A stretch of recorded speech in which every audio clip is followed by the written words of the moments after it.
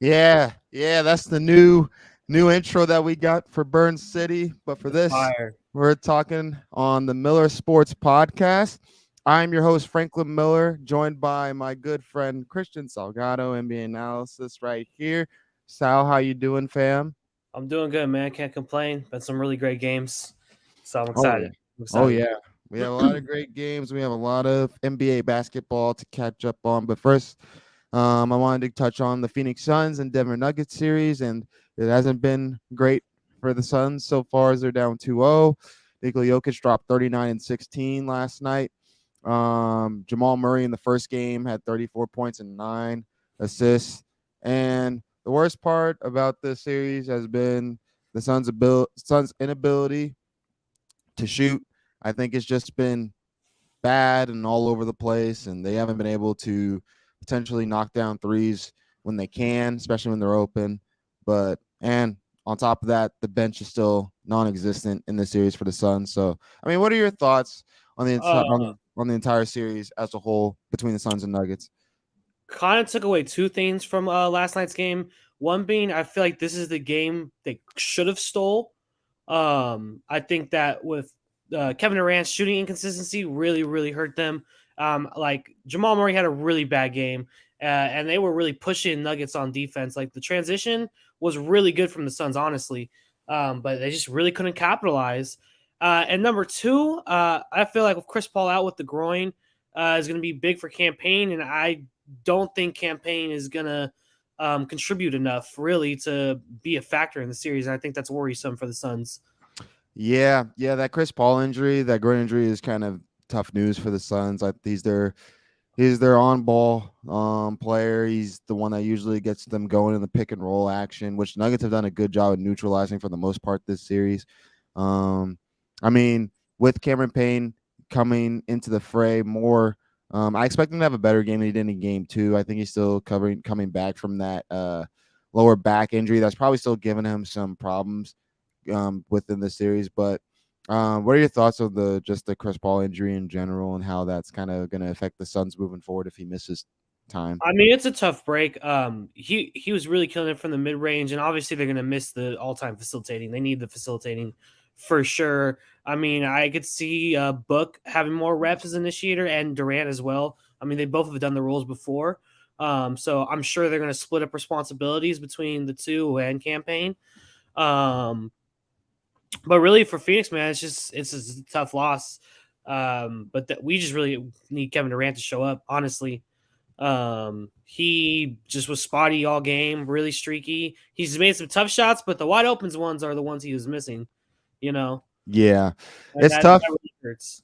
It's tough, man. Like he shot. He had 50 or 27 field goal attempts and only had 24 points, and was two. I want to say he was 2 of 12 from three. Only shot 16%. So it was one of his one of his inefficient games that we typically just don't see from him. After the game, he said that every shot he shot felt great. It just didn't go in. It is what it is. Which you just have games like that. But with the lack of depth and now with this Chris Paul injury, it puts so much pressure on guys like Booker and Durant to have to score 30 a night for them to even have a chance against a really well coached and talented Nuggets team. And this is with Jamal Murray having just 8 points and 3 of 15 shooting. I mean, you got to just credit Jokic, but you also got to credit Kentavious Caldwell Pope, who had hit three monster threes in the He had a fourth big game. quarter. Made all four of his threes, 5 of 6, 14 points. Um, I would like. I think Josh Okogie, for the most part, especially in game two, did a really good job neutralizing Jamal Murray from the sense. I thought the whole team did a phenomenal job of like stopping Murray a little bit. But it was kind of just a tough pill to swallow for the Suns. But also, I will have to admit one thing: the Suns really need to get more production from DeAndre Ayton.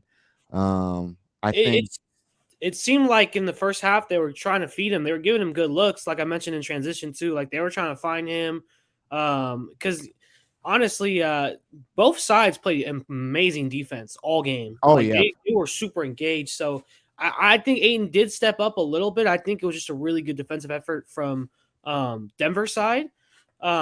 but I would still like him to crash the boards more. I think Jokic had like 15 or 16 rebounds this game. I 16. don't know. Yeah, I don't know how much Ayton had off the top of my head. But yeah, I would like them to crash the boards more, but I think Nuggets are just bigger, man. They have a lot of size on the Suns. Like not just height, but I mean just stature, like weight. Like it's a lot more physical, I feel like sometimes. Yeah, and you're starting to see a little bit of the wing depth kind of coming back to haunt the Suns a little bit, and it's kind of tough. But they go back home. I personally expect them with or without Chris Paul. As crazy as it sounds, I think they're going to get Game 3. They're going to be in front of their home crowd. I think they're going to be a little more juiced. I think they're going to play with desperation, knowing that they don't want their season to end like it's potentially going to end.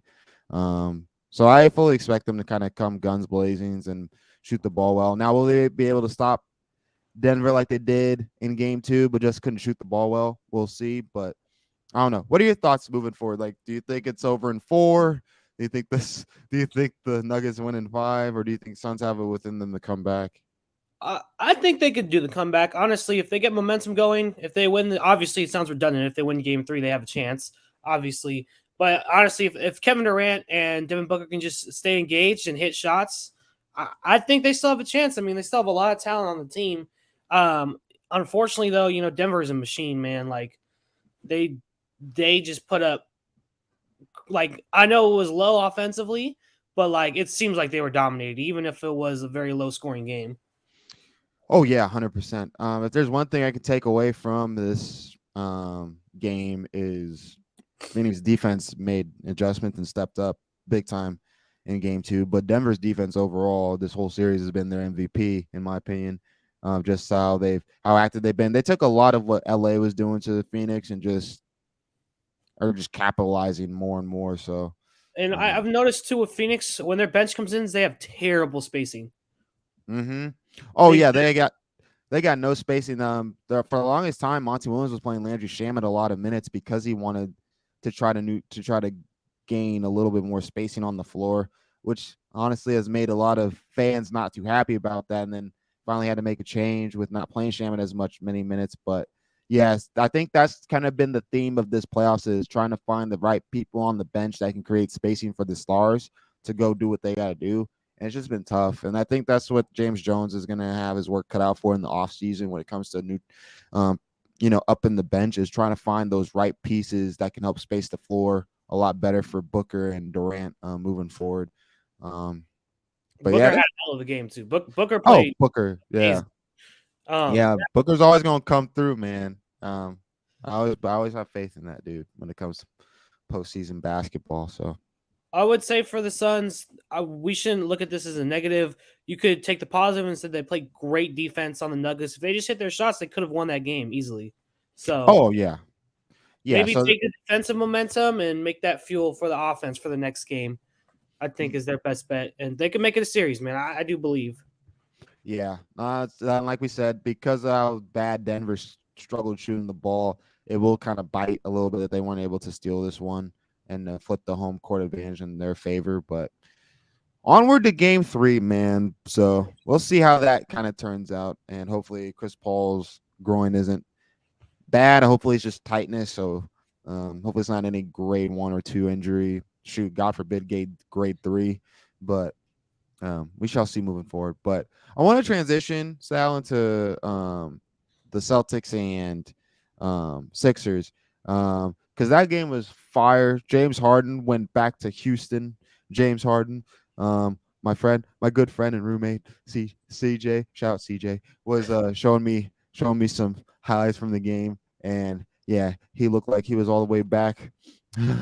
As from Houston, James Harden. Now that could be because Embiid wasn't in the game, but I don't know. What are your thoughts on the Celtics and Sixers game when a lot of people are expecting Celtics to kind of win that easily in 5 games? I have a lot of thoughts actually. One, that was the fastest game I've ever watched in my life. There was barely any turnovers, barely any fouls. That game felt like it lasted only an hour. That game flew by. I think the Celtics really choked at the end. Brogdon threw to Maxey near the end of the fourth quarter for a wide open layup. I don't know what he was thinking. I don't know if he thought someone was gonna come on over on the wing or what, but that I think this is a problem they have with Atlanta, the Celtics. I mean, they kind of like to play with their food, for lack of better terms. Like they kind of don't, they take their foot off the gas pedal, and they don't close games. They let people come back, and that's what happened with the Sixers. I mean, with Joel Embiid out, you would think they're missing a lot of scoring, but with Paul Reed in, they've been running a lot faster. And their transition game kind of, I think, was unexpected for the Celtics. I don't think they were anticipating that to play fast. And Harden can play fast, or he could slow it down. And we saw him take over, like you said, like prime Houston Harden. And I mean, that was crazy to see. We haven't seen that in a while. I mean, Yeah, 45 points. That was definitely his best playoff game ever. I would say. it's definitely up there and one of the best of his career for sure. And I think one of the things that's really, really um kind of cool about that is that he kind of a lot of people didn't think he was capable of having a game like that ever again in his career. And I think we all kind of took him for granted after he left Houston of like, oh, that James Harden isn't coming back. And he had to remind people like, hey, when it's time for playoff basketball and I gotta, carry the load, I've been here before, So it was really cool to see that in full in full situation against Boston, which was really, really cool. And one other thing that I thought was really, really effective was after the game was over, he was looking at the team and the team is like celebrating, like, oh my god, we stole. And James Harden's like, bruh, get back to the locker room. It's one game. I'm like, so that's a guy that's on a mission trying to get a championship. And I think one of the things too is he's really been effective in Boston as a whole this whole entire season. Like in 3 of his 4 games, he's actually had really good performances against Boston with high volume and efficiency. So I think he's really a huge X factor against Boston, and Boston's got to find a way to slow him down. As his step back 3 is still one of the most beautiful plays in basketball, and everybody's been copying it in their games. So it's been amazing. But after this game, though, Sal, do you think the Sixers have a big, gigantic chance of going all the way this year, or is it kind of just like, oh, let's pump the brakes here a little bit? No, I think they have a legitimate shot at the finals for sure. I don't know about winning the finals, but they have a legitimate shot if they can get Embiid back in time. I mean, if Harden's going to play like this and Maxi's going to play like that, then I don't see them not. I mean, really, they could definitely beat the Knicks or the Heat. So, Yeah, they can. Yeah, they uh, can. I mean, it'll be hard to slow down Jimmy Butler if he were to get by, but I do think any of these. I do think the winner of this team's probably going to the finals. Now, don't get me wrong. I still think like the Heat particularly have a chance. I still like the Knicks in their depth. They definitely need Julius Randle back, but I definitely think the winner of this series is probably going to be representing the Eastern Conference in the finals. It would be cool to see Embiid in the finals, a healthy Embiid at least mhm. in the finals, which I don't know if he will be for the remainder of this season because apparently there are sources that says that he has a tear in his knee. I don't know how real that is, but I hope um, not. I hope not. But that would be unfortunate for Philly because he's probably going to win MVP. So that's kind of tough for them that's kind of happening. But yes, sir. We move now to the Heat and Knicks series for a little bit here. And one of the things that we found out is the Heat won game 1. They stole one, and that was with Jimmy Butler getting hurt. I definitely thought when that happened, the Knicks were probably going to close that one out.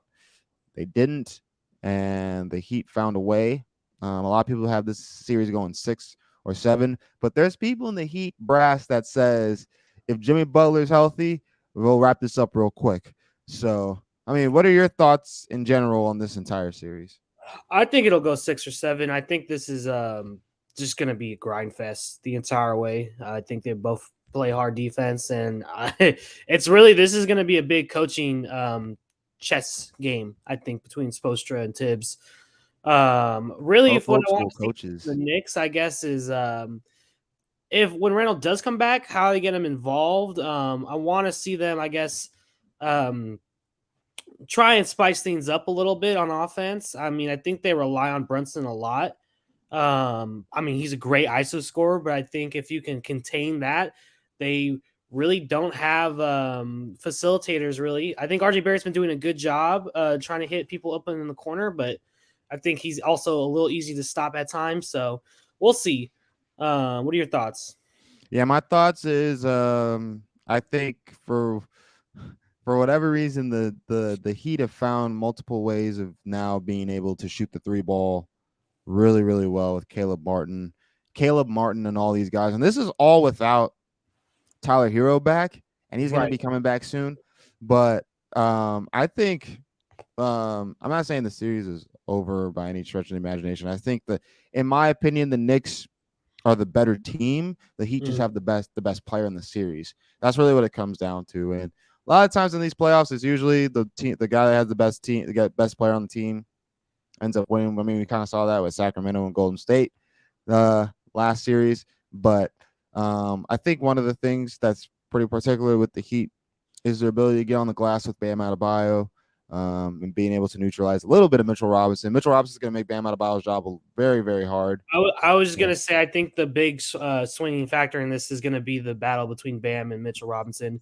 If Yep. Robinson can be more engaged, he has a lot of size on him and athleticism. I think Bam can be inconsistent when he wants to play at his all-star level. I think like when he gets into that facilitating, like crashing the boards role he gets into, I mean, he's really dangerous for the Heat, but I think he can check in and out sometimes.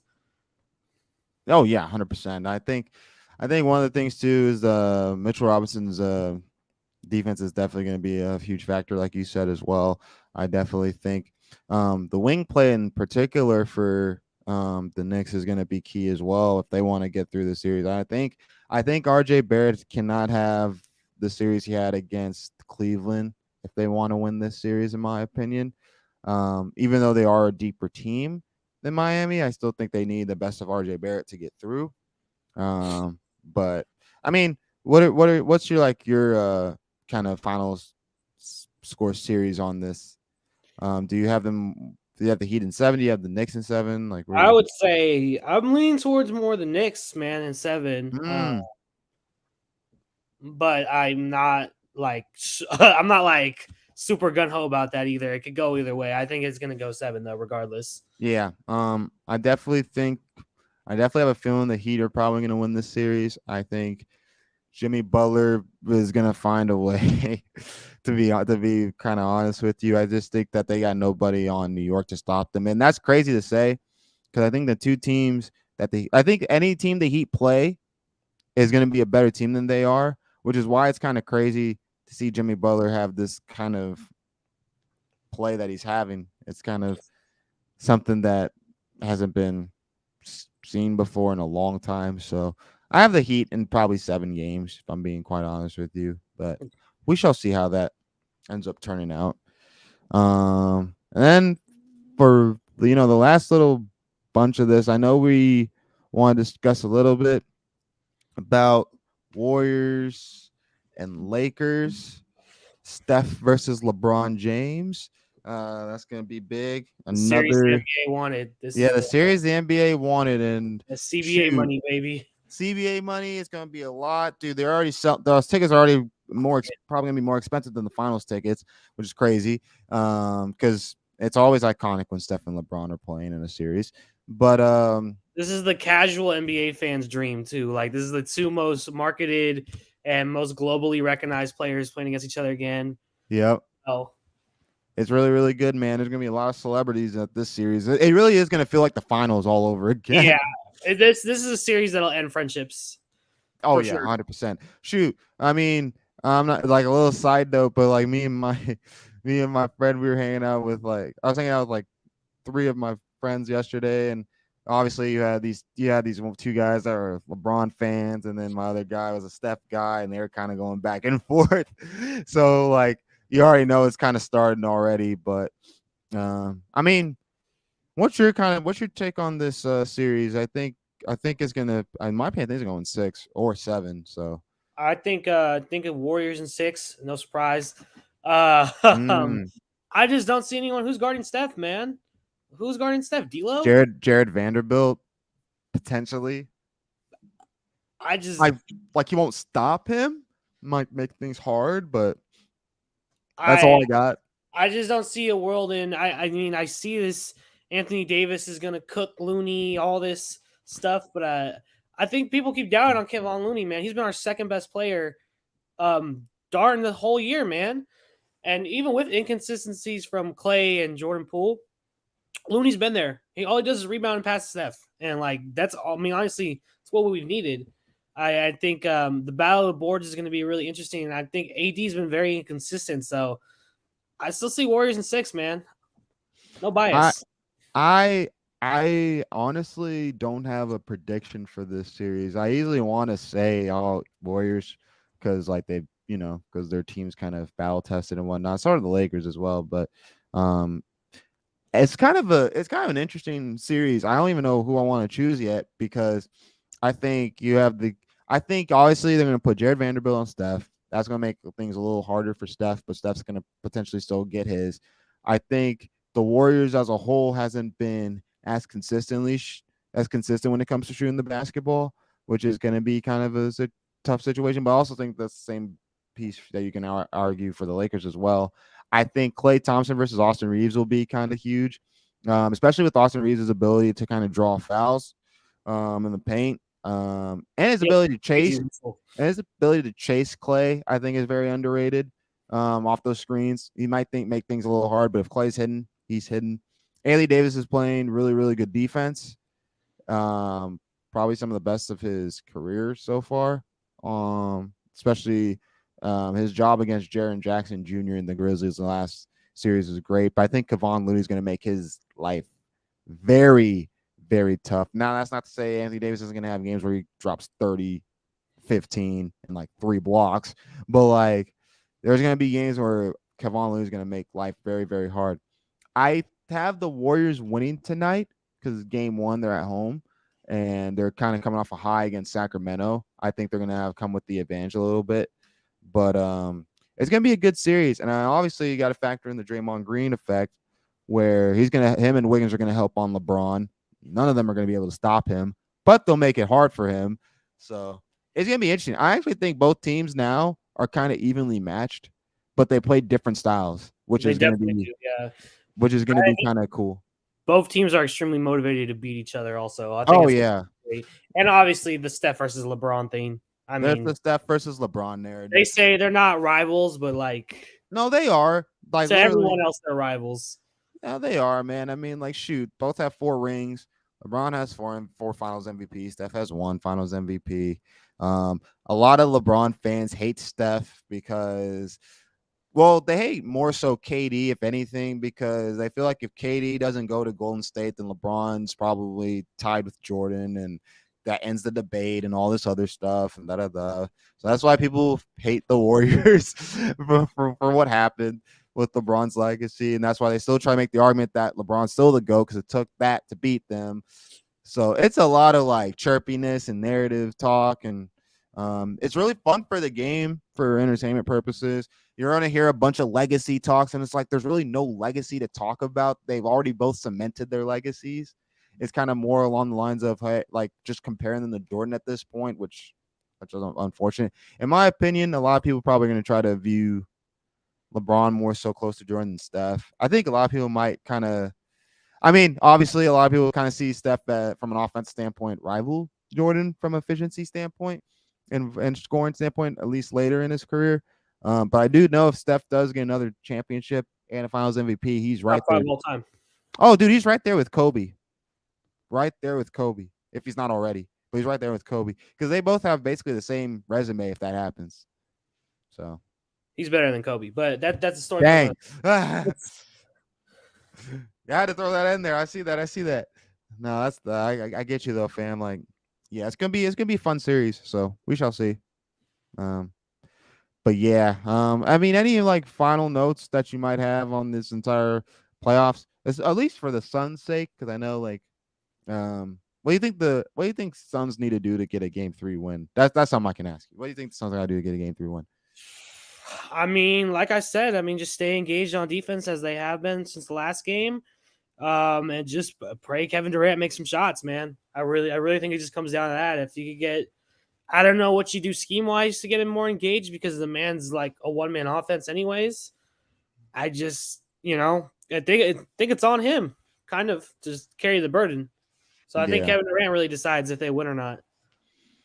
I will say, like you said, stay more engaged on defense, but also they got to find a way to get out of ISO basketball because I feel like they depend a little too much on Book and Durant for good reason. I understand, but they got to find a way to move the ball and not be stagnant. And I think it happens when I know Durant and Booker when their teammates aren't making shots, they get to that mindset of like, okay, give me the damn ball. Like it's just like, I it's think just they missed the cutting of Cam Johnson and Mikal Bridges oh yeah. because they got the better player, but they might have had a better offensive system. In terms of ball movement and everything, Yeah, 100%. Yeah, yeah, because both of 100%. them are amazing cutters, and they made the Suns' offense is beautiful to watch when it's like that. Yep. They got to find a way to get back to that, man. But I don't know if they can this year with all that. They probably have to revisit that in the offseason, which kind of sucks. But I know that's probably something like that's a good point. That's one thing that they missed probably about Mikal and Cam is even though the Suns probably got the better player, that cut action, that ball movement, the stuff that made the Suns have their best franchise record in their history, that's sorely missing right now. And the depth isn't going to help with that. KD getting double teamed all game is going to help with that. They're kind of in a standstill of saying Booker and Durant save us kind of thing. And we'll see how far they can go with that, but it's not looking too great. But we shall see. I do expect them to get game 3 because I think they're going to play with desperation and Nuggets will make it not easy, but I think they can pull it off in game 3. So, but yeah, that'll do it for this episode of the Most Sports Podcast. Tune in on every Tuesday. Me and my good friend Sal here, NBA Analysis. We do these podcasts every Tuesday, talk about playoff basketball or just Suns in general, and just to get you guys all the up to date stuff on what we think's going on through the playoffs. Also check out his work. Sal, you want to tell them a little bit about your work, fam? Yeah, go ahead on to Substack, salnba.substack.com, and you can also follow me on Twitter at Sally Dior or on Instagram at SalXEscobar for all your NBA writing needs. I actually got an article coming up this week that I have up. It's going to be my top 10 big board for the draft. Yep, and this dude's a Victor Wembanyama fan, man. And I know we're probably gonna do an episode about the NBA draft soon, because he's about to have a freaking full list of things to say. So stay tuned for that. But until then, I'm your host, Franklin Miller. That's Christian Salgado. Until next time, have a good rest of your morning and good day, everybody.